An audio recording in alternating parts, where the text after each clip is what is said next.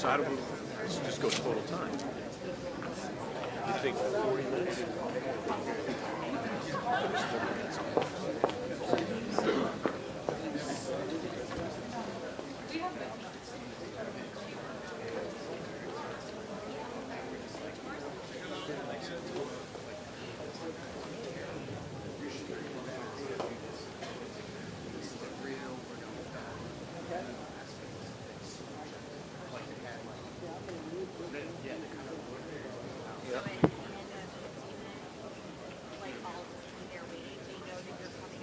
You'll be under the colonnade, right? Wonderful. 1, 2, 3. Testing the English channel. 1, 2, 3, 5, 6, 7, 8, 9, 10, 11, 12. That should be enough. Are you all happy? This is the English channel. Thank you.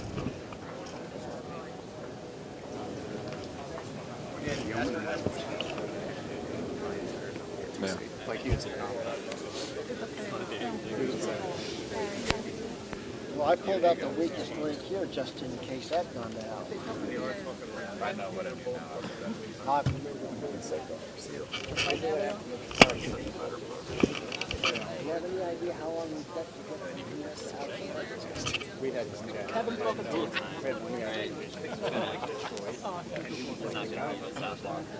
just like crazy out of control. Like he would just get so.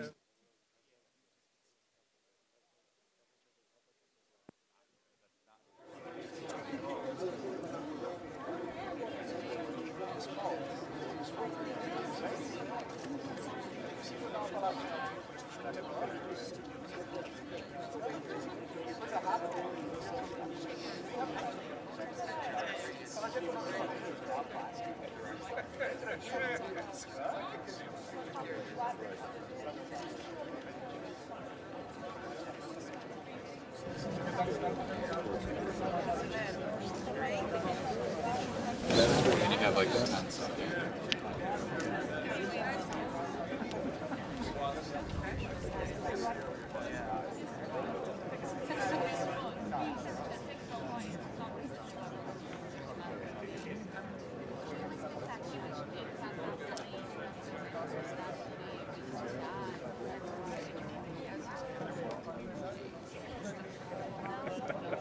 Just be like, sorry, man.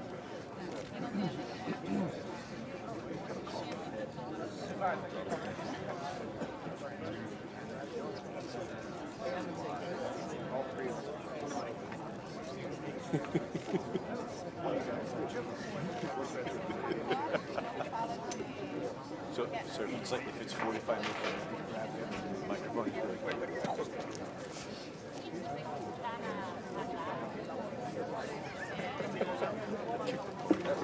We're on the right side. Go keep moving on the stage. Over here. You want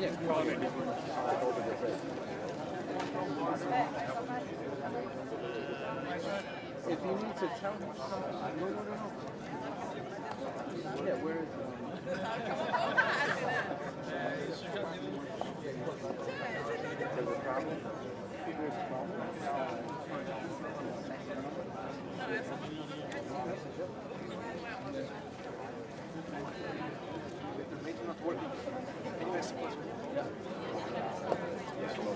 Is there a rumor that there's a drastic early departure from your line? Yeah, I have heard. Is there a rumor that there's an early departure? I don't think so.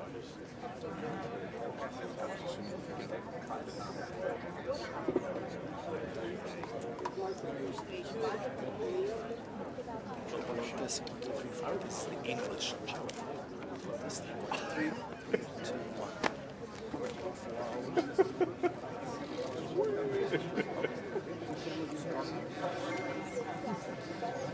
You're killing each other. You're 18-hour day.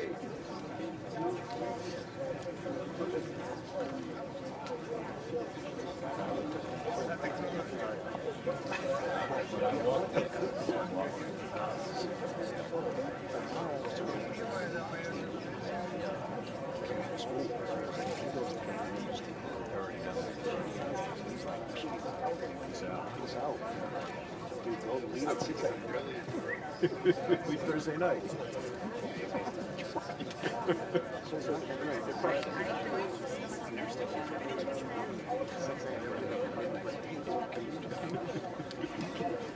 It's another 2 hours. Quit your moaning.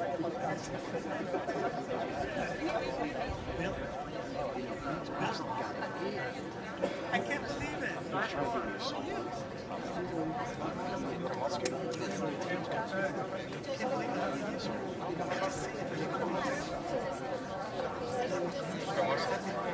Yeah, that's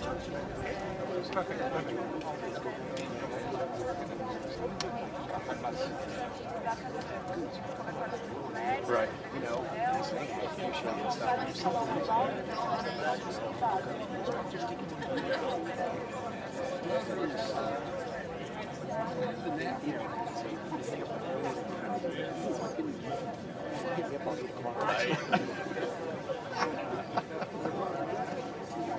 this is the worst solid ever. Talk about solid editing.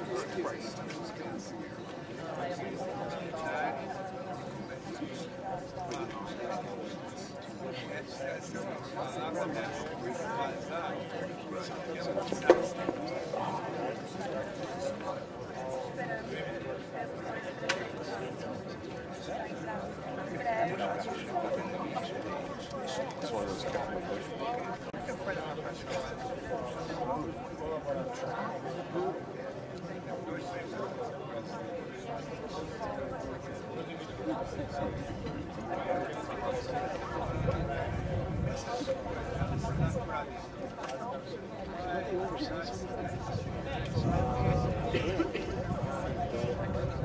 I was just talking to one of the guys.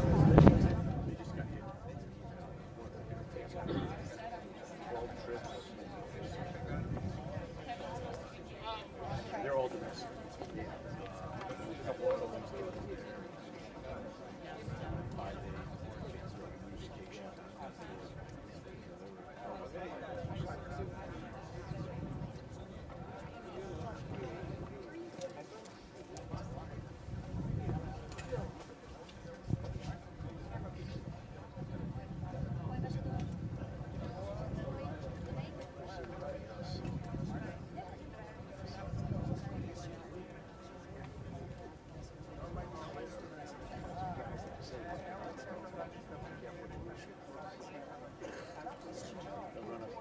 Run up to the New Hampshire primary when you're in Epping, New Hampshire. It's cold.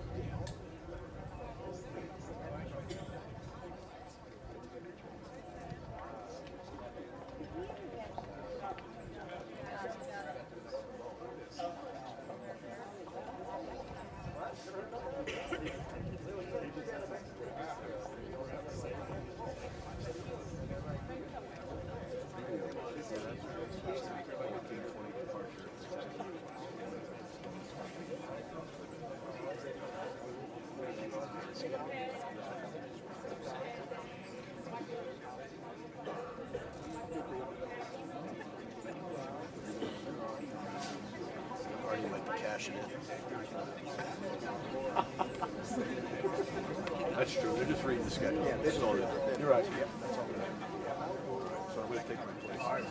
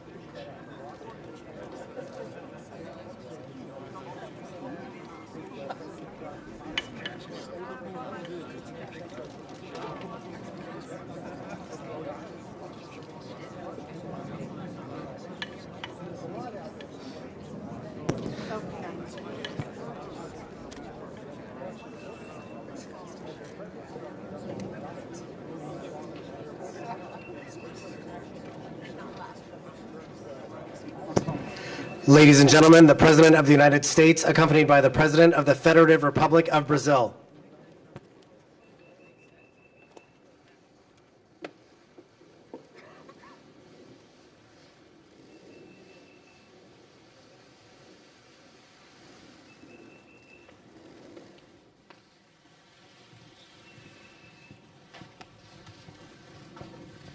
Thank you very much, everyone. Thank you.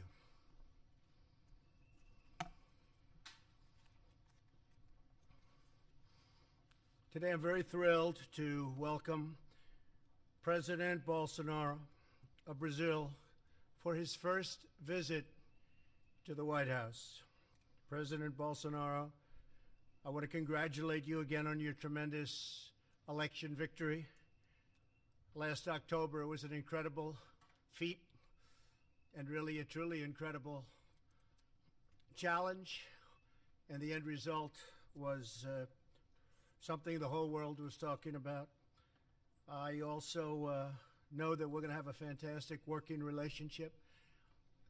We have many views that are similar, and we certainly feel very, very true to each other on trade. I think Brazil's relationship with the United States, because of our friendship, is probably better than it's ever been by far.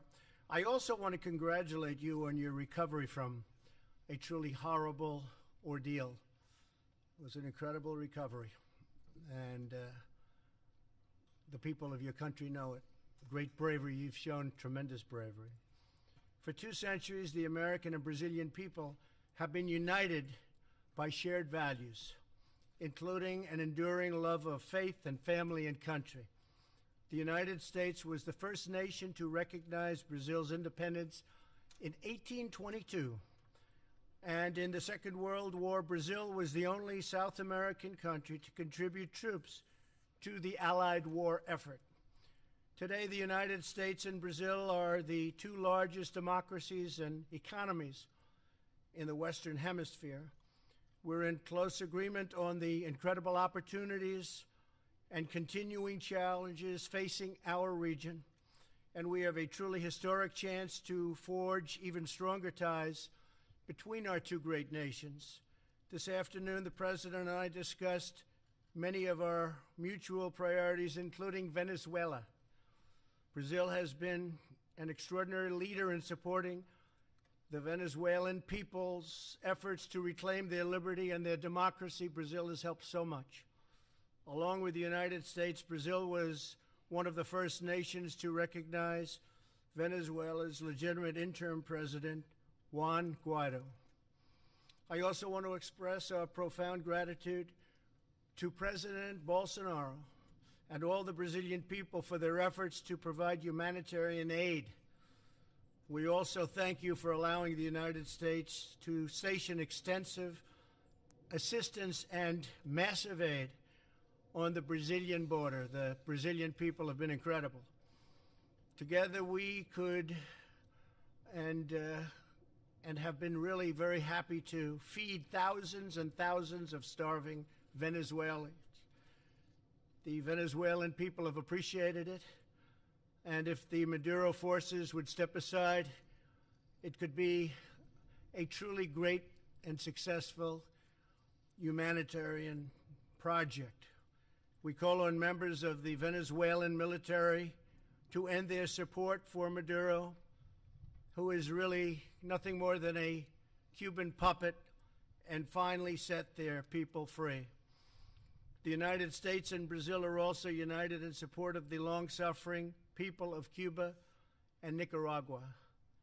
The twilight hour of socialism has arrived in our hemisphere, and hopefully, by the way, it's also arrived, that twilight hour, in our great country, which is doing better than it's ever done economically. The last thing we want in the United States is socialism.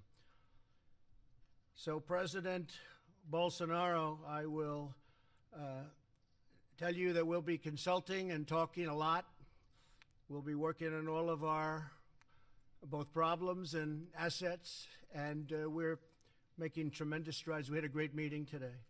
As I told President Bolsonaro, I also intend to designate Brazil as a major non-NATO ally, or even possibly, if you start thinking about it, maybe a NATO ally. Have to talk to a lot of people, but maybe a NATO ally, which will greatly advance security and cooperation between our countries. Our nations are already working together to protect our people from terrorism, transnational crime, and drugs and weapon trafficking.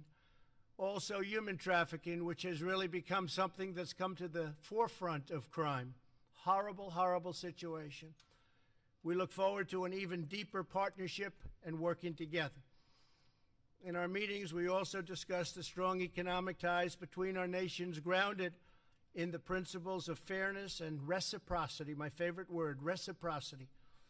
President Bolsonaro and I are both committed to reducing trade barriers, facilitating investment and supporting innovation across a range of industries, particularly energy, infrastructure, agriculture, and technology. The President's vision for freeing the private sector and opening the economy is the right way for Brazil to achieve strong economic growth, and our great companies are ready to go when that table is flat and free. To improve our business relationships, we have revived the U.S.-Brazil CEO Forum, and we have started a new U.S.-Brazil Energy Forum. We welcome Brazil's aspirations to join Organization for Economic Cooperation and Development, a laudable goal and one that will make Brazil's status as a developing and developed country. We also hope that all of us will be able to work together, all nations. I'm also pleased to announce that after 20 years of talks, we are finalizing a technology safeguards agreement to allow U.S. companies to conduct space launches from Brazil. It's actually an incredible location when you study it and when you see it. We won't go into it now, but because of the location, tremendous amounts of money would be saved. To put it very simply, the flights are a lot shorter. Brazil's proximity to the equator makes it an ideal launch location. My administration is committed to reviving America's proud legacy in space. We're looking very strongly, as you know, and working together with everybody on Space Force. And we are grateful for Brazil's partnership. Mr. President, thank you again for the honor of your visit today. A strong and thriving friendship between the United States and Brazil is essential to a future of security and prosperity for all of our citizens. It's been a wonderful time getting to know you. You're doing a fantastic job. You brought the country together, and I look forward to working with you in a very close relationship for many years to come. Thank you. Thank you very much, Mr. President. Thank you very much. Excelentíssimo senhor Donald Trump, Your Excellency, presidente dos Estados Unidos da President América, of the United States, meus ministros, my cabinet ministers, integrantes de delegações dos estados e do Brasil, senhoras e senhores profissionais da imprensa, senhoras e senhores, muito obrigado, presidente Trump, por sua calorosa hospitalidade. É uma honra estar em Washington, em minha primeira visita bilateral desde que fui eleito presidente do Brasil. Aproveito a oportunidade para convidá-lo. Serás muito bem recebido pelo povo brasileiro. Temos muita coisa em comum. Sempre fui um grande admirador dos Estados Unidos. E essa admiração aumentou com a chegada de Vossa Excelência na presidência.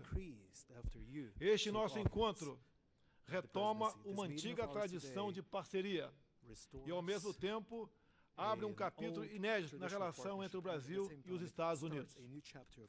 Hoje, destravamos assuntos que já estavam na pauta há décadas e abrimos novas frentes de cooperação. Esta é a hora de superar velhas resistências e explorar todo o vasto potencial que existe entre o Brasil e os Estados Unidos. Afinal, hoje o Brasil tem um presidente que não é anti-americano, caso inédito nas últimas décadas. As reformas que estamos empreendendo vão transformando o Brasil em um parceiro ainda mais atraente. Seguimos firmemente dedicados a equilibrar as contas públicas e a transformar o ambiente de negócios. O apoio americano ao ingresso do Brasil na OCDE será entendido como um gesto de reconhecimento que marcará ainda mais a união que buscamos. O setor privado de ambos os países tem que continuar a ser protagonista em nossas relações. Por isso, reativamos o Foro de Altos Executivos Brasil e Estados Unidos. Temos também, como prioridade, o lançamento de um fórum de energia com ênfase em óleo, gás e outras fontes. Como sinal deste governo, o governo brasileiro concedeu a isenção de visto para cidadãos americanos para estimular o turismo e os negócios. Na vertente da defesa e da cooperação espacial, assinamos o acordo de salvaguardas tecnológicas, o que viabilizará o centro de lançamento de Alcântara. A cooperação militar também tem se ampliado na busca de parcerias em sistemas de defesa. As atividades de ciência, tecnologia e inovação podem ocupar espaço cada vez maior em nosso relacionamento. Daí nossa proposta de um fórum de inovação Brasil-Estados Unidos. O combate ao terrorismo e ao crime organizado é questão de maior urgência para os nossos povos. Decidimos fortalecer o Fórum Bilateral de Segurança e fazermos mais contra a lavagem de dinheiro e o narcotráfico. O restabelecimento da democracia na Venezuela é de interesse comum dos nossos governos. O regime ditatorial venezuelano faz parte de uma coligação internacional, conhecido como Foro de São Paulo, que esteve próximo de conquistar o poder em toda a América Latina. Pela via democrática, nos livramos deste projeto no Brasil. Encerro dizendo que o Brasil e os Estados Unidos também estão emanados na garantia das liberdades, no respeito à família tradicional, no temor a Deus, nosso Criador, contra a ideologia de gênero, o politicamente correto e as fake news. Inspirando-me em Ronald Reagan, quero levar para o Brasil a sua forma de administrar, resumida na seguinte frase de sua autoria: o povo deve dizer o que o governo pode fazer, e não o contrário. Os Estados Unidos mudaram em 2017 e o Brasil também começou a mudar em 2019. Estamos juntos para o bem dos nossos povos. Queremos uma América grande e um Brasil grande também. Mais uma vez, expresso meu reconhecimento ao presidente Trump. Neste dia em que selamos a aliança promissora entre as duas maiores democracias do Ocidente. Que Deus abençoe o Brasil e que Deus abençoe os Estados Unidos da América. Meu muito obrigado, senhor presidente.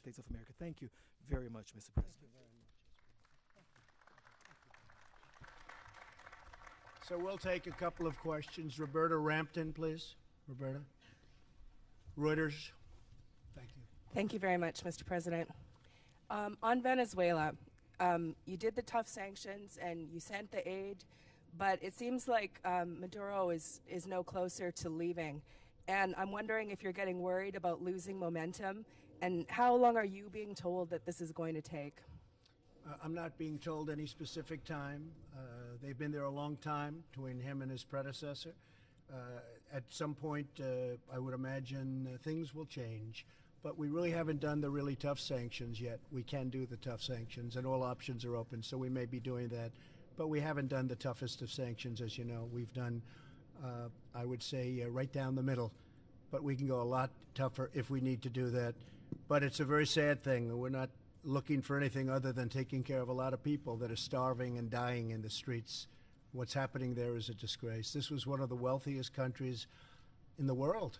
And all of a sudden, it's it's grief-stricken, poverty-stricken, no food, no water, no air conditioning, no anything, no power for a long time last week, no power. And that's going to break down again because it's being held together by threads. So it's very sad, Roberta, very sad to see. Okay. May I ask President Bolsonaro?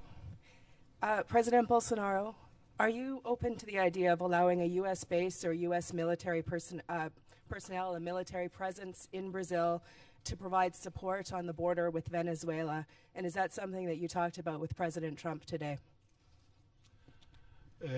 Discutimos a possibilidade de o Brasil entrar como grande aliado extra-OTAN. Há pouco permitimos que alimentos fossem alocados em Boa Vista, capital de Roraima, por parte dos americanos, para que a ajuda humanitária se fizesse presente na Venezuela. No momento, estamos nesse ponto. Agora, o que for possível, fazemos juntos para solucionar o problema da ditadura venezuelana. O Brasil estará a postos para cumprir essa missão e levar liberdade e democracia àquele país que há pouco era dos países mais ricos da América do Sul e hoje o povo passa fome, sofre violência, sofre com falta de medicamentos, uma coisa terrível que acontece lá, e nós temos que somar esforços, sim, para botar um ponto final nessa questão que é ultrajante para o mundo todo.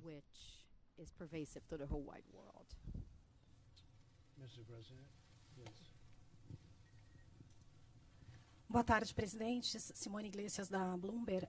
Eu gostaria de saber, presidente Bolsonaro, se os Estados Unidos fizerem uma intervenção militar na Venezuela, qual é a posição do Brasil com relação a isso? Tem certas questões que, se você divulgar, deixa de ser estratégico. Assim sendo, essas questões reservadas que podem ser discutidas, se já não foram, não poderão se tornar públicas, obviamente. Eu lembro num debate aqui nos Estados Unidos, onde uma candidata perguntou para o candidato o que ele faria para combater o Estado Islâmico. Ele respondeu: se eu falar, não teremos mais como combater. Então é uma questão de estratégia e tudo que tratarmos aqui será honrado, mas infelizmente certas informações, se porventura vierem à mesa, não podem ser debatidas de forma pública. Presidente Trump, com relação à intervenção militar, o senhor pensa nessa possibilidade de travar essa batalha com a Venezuela para tirar o Maduro do poder? Obrigado. As I said, all options are open. I think of all possibilities. All options are open. We'll see what happens. And by the way, I see in the audience the son of the president, who has been fantastic. Would you please stand up? The job you've done during a very tough period of time is just fantastic. And I know your father appreciates it, that I can tell you. Okay, thank you very much. Fantastic job. Sagar Enjeti from Daily Caller. Sagar. Thank you. Thank you, Mr. President. Two questions for you, sir, if I may. The first on the 2020 election. There's a growing number of Democratic candidates who have endorsed the idea of adding seats to the Supreme Court. Is that an idea that you would entertain in the remainder of your term or possible next term, or is that not something that you agree with? No, I wouldn't entertain that. The only reason is that they're doing that is they want to try and catch up So if they can't catch up through the ballot box by winning an election, they want to try doing it in a different way. Now, we would have no interest in that whatsoever. It'll never happen. It won't happen, I guarantee you, it won't happen for 6 years. Another question for you on social media. You tweeted in support of Congressman Nunes's suit against Twitter. There's part of a larger discussion that Senator Josh Hawley's been leading about making social media companies liable for the content that is on their platform, which they're not currently. Is that an idea or a change in law that you would support? Well, we have to do something. I tell you, I have many, many millions of followers on Twitter, and it's different than it used to be. Things are happening, names are taken off, people aren't getting through. You've heard the same complaints. And it seems to be if they're conservative, if they're Republicans, if they're in a certain group, there's discrimination and big discrimination. I see it absolutely on Twitter and Facebook, which I have also, and others I see, but I really focus more on the one platform. And I have many different platforms. I guess we have 60 million, almost 60 million on Twitter, and if you add them all up, it's way over 100 million people. And I get to see firsthand what's going on, and it's not good. And we use the word collusion very loosely all the time. And I will tell you, there is collusion with respect to that, because something has to be going on. And when you get the back office statements made by executives of the various companies, and you see the level of, in many cases, hatred they have for a certain group of people that happen to be in power, that happen to have won the election, you say that's really unfair. So something's happening with those groups of folks that are running Facebook and Google and Twitter. And I do think we have to get to the bottom of it. It's very fair. It's collusive, and it's very, very fair to say that we have to do something about it. And if we don't, you know, the incredible thing is that we can win an election, and we have such a stacked deck. And that includes networks, frankly. You look at the networks, you look at the news, you look at the newscasts. I call it fake news. I'm very proud to hear the president use the term fake news. But you look at what's happening with the networks, you look at what's happening with different shows, and it's hard to believe we win. But, you know, I'll tell you what it really shows. The people are smart. The people get it. They'll go through all of that, whatever it is they're fed, and in the end they pull the right lever. It's a very, very dangerous situation. So I agree. I think something has to be looked at very closely. Thank you, sir. President Bolsonaro, and another question on the 2020 election. If a number of the Democrats who are running to replace the president have embraced or have considered socialist ideas, you've spoken critically of that in the past. If a socialist or a candidate who embraced socialism were to replace the president, how would it affect your relations with the United States? É assunto interno, respeitaremos o resultado das urnas em 2020, mas eu acredito piamente na reeleição de Donald Trump. O povo que o apoiou no passado, assim como foi feito comigo no Brasil, repetirá esse voto com toda certeza. E cada dia que passa, essas pessoas mais voltadas ao socialismo e até mesmo ao comunismo, aos poucos vão abrindo sua mente para a realidade. Você pode ver, a fronteira da Venezuela com o Brasil foi fechada há pouco tempo. Não para que brasileiros que apoiam o socialismo irem para a Venezuela, mas exatamente o contrário, para que venezuelanos que apoiam a democracia não entrassem no Brasil. Esse sentimento, com toda certeza, ficará muito latente por ocasião das eleições do ano que vem. Mr. President, thank you very much.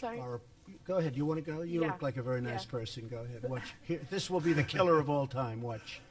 Thank you, Mr. President. Beatriz Bula from Estadão. The USTR is not supporting the entry of Brazil in the OECD. Is the U.S. government going to formally support Brazil's entry on the OECD, and what have you asked as a trade-off? We will be supporting. We're going to have a great relationship in so many different ways. That's just something that we're going to be doing in honor of the president and in honor of Brazil. We will be asking for things, but not necessarily having to do with that. I think we're just going to have a very fair relationship. Okay? Thank you. Thank you. And President Bolsonaro. Thank you. Presidente Bolsonaro, Os Estados Unidos esperam a diminuição da influência da China no Brasil. Ontem o ministro da Economia, Paulo Guedes, falou que o Brasil vai continuar a comerciar com a China e receber investimentos da China. Qual é a posição do governo brasileiro com relação a isso e o que o senhor falou sobre o presidente Trump sobre os chineses no Brasil? O Brasil continuar fazendo negócio com o maior número de países possíveis. Apenas esse comércio não mais será direcionado pelo viés ideológico como era feito há pouco tempo. Então estamos também emanados nesse objetivo para o bem dos nossos povos. Thank you very much, Mr. President. I appreciate it. Thank you very much, and thank you, everybody. Thank you very much. China's going very well. Talks with China going very well. Thank you, everybody. Thank you.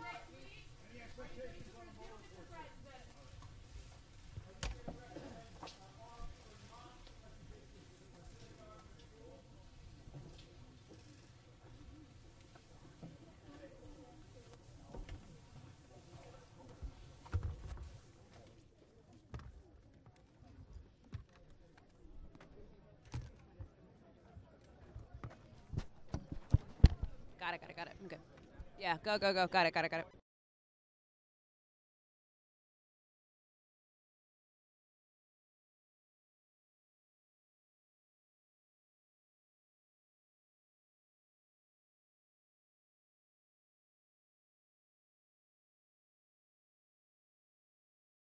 Live service.